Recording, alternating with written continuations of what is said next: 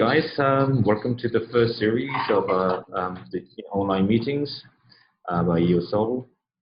We have 4 speakers, Jay at HKEOS, we got Sangmin at EOSeoul, and Igor from EOSRio, and lastly, Pete from BlockMatrix. So our first speaker, hi all. So Jay, would you like to do the honors and just go ahead as a first speaker of the day? Yeah, thank you. Thank you for having us in this call and on our first online meetup. I'm Jay from HKEOS. 안녕하세요, HKEOS의 성재입니다. And I'll go on with talking about what a block producer is, and just a couple basic things about EOS that some newcomers in the community might not know as well. So I'll crack on with it. I'll share my screen now.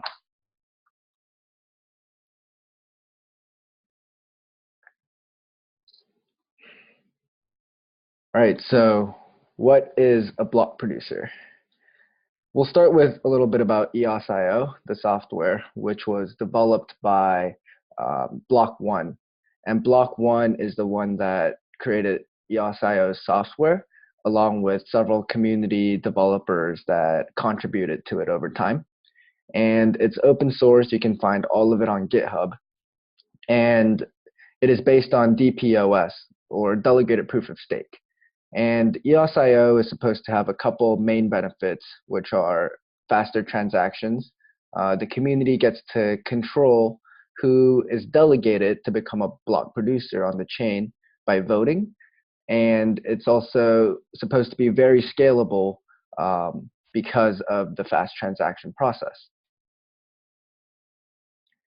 And DPoS was founded or invented by the CTO of Block One, called Daniel Larimer, as many of you guys may know. And it was created as sort of an improvement to Bitcoin's proof of work system, which requires all nodes to be working at the same time and sort of competing each other to mine blocks, which uses up a lot of electricity and resources over the world. Unlike that, DPoS has block producers going in schedule. So at each time, the node that the community trusted and voted on is the only one that's verifying the transaction while it's creating its block. And in this way, DPoS uses a lot less resources, uses less electricity, and it's faster and more scalable. So what is a block producer in this system? The block producers are the 21 elected delegates that are chosen by the token holders. The token holders get to vote, and the more tokens they hold, the stronger their voting power is. So if you look at that little diagram, we have a whale that holds a lot of tokens, and then we have like a small fish that doesn't hold as much tokens. And these 21 block producers are the ones that verify transactions on the EOS network.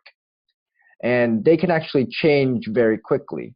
So if voting changes or some large whale removes a vote from the 21st place, for example, the 22nd place could easily come in and take their spot. So in this way, it's never really centralized to just 21 block producers. The rankings are changed live every round, and the election goes on basically forever.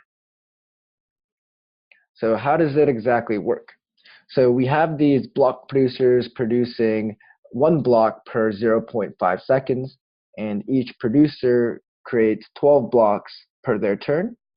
And after 21 block producers all produce their blocks, that's called 1 round. And this takes around 126 seconds, which is around 2 minutes. So after each round, depending on vote changes, the schedule of block producers can change every 2 minutes, basically.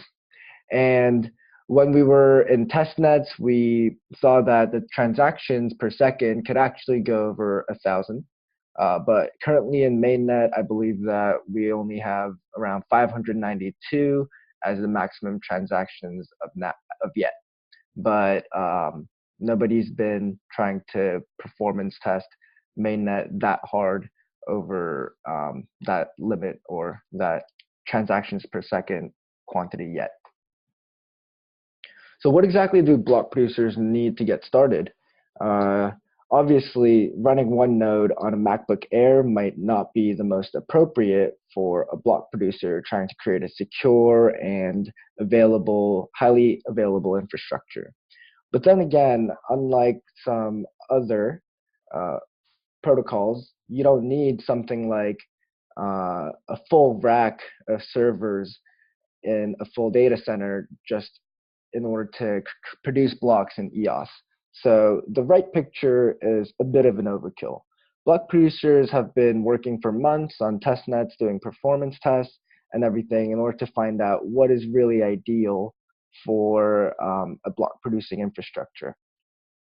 And I'll explain more about some things that we've come up with later on in these slides. And I believe EOSeoul will also talk about hybrid infrastructure, which we believe is one of the most ideal ways to create a block producing infrastructure.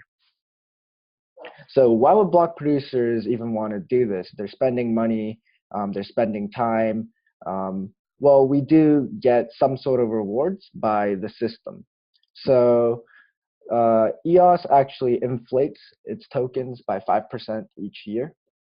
And 1% of those goes to the producers, and it's distributed to all of the producers.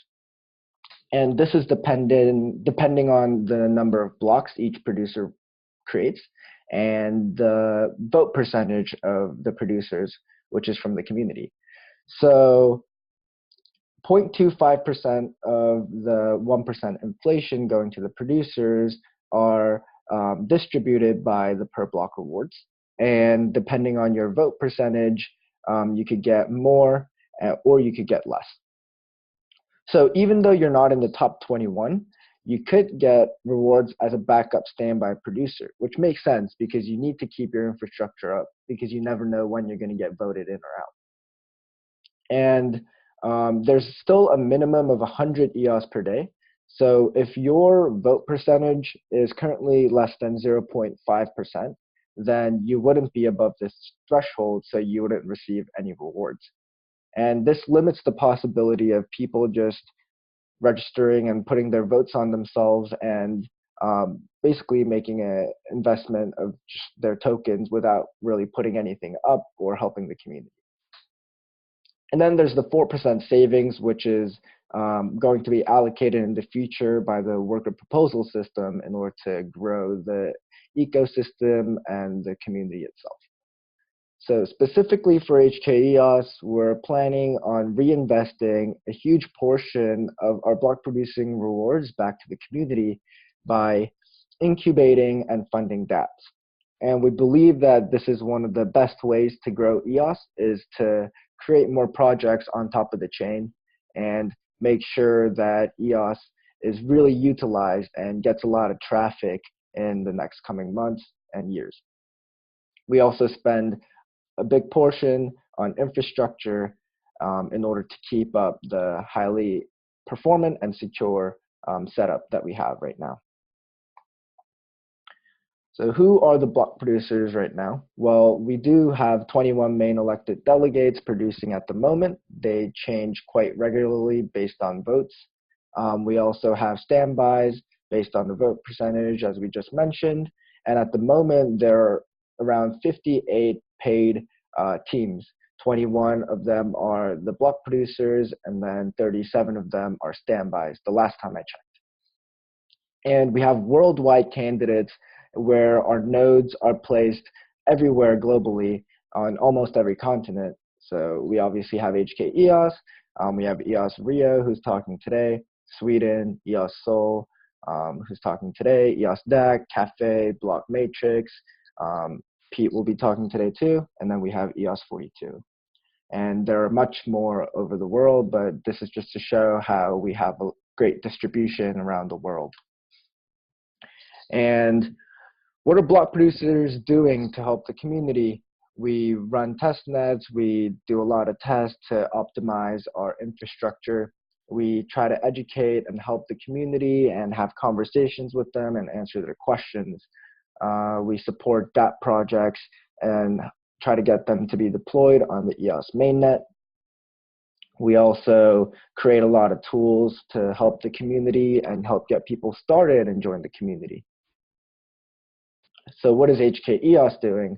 Well, we've done a lot of things in the last couple of months. We've organized Ghostbusters with EOSRio, which got a lot of teams involved and contributing. And we created a secure meshing and launch solution. We also support the developers community by issuing a lot of documentation. And we continuously create tools and work with other teams for in-house dApp projects. We actually worked on a block explorer with EOS Cafe, which will roll out very soon. And we also set up a dApps incubator in Hong Kong and the USA. And we've actually got a couple of projects that apply to the incubator already, and we're reviewing them right now. And this is just a look at our infrastructure, which we proposed with several other groups who are part of the Ghostbusters initiative. And here are some additional updates that we have for you if you would like to look at them. Thank you.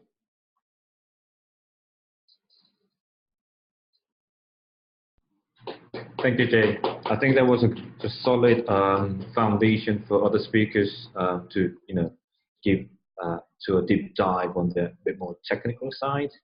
So I think it was fantastic that just giving you just broad and solid information on this just general audience, what the EOS block producers are, and what it is, and where it came from. So it's excellent. Thank you.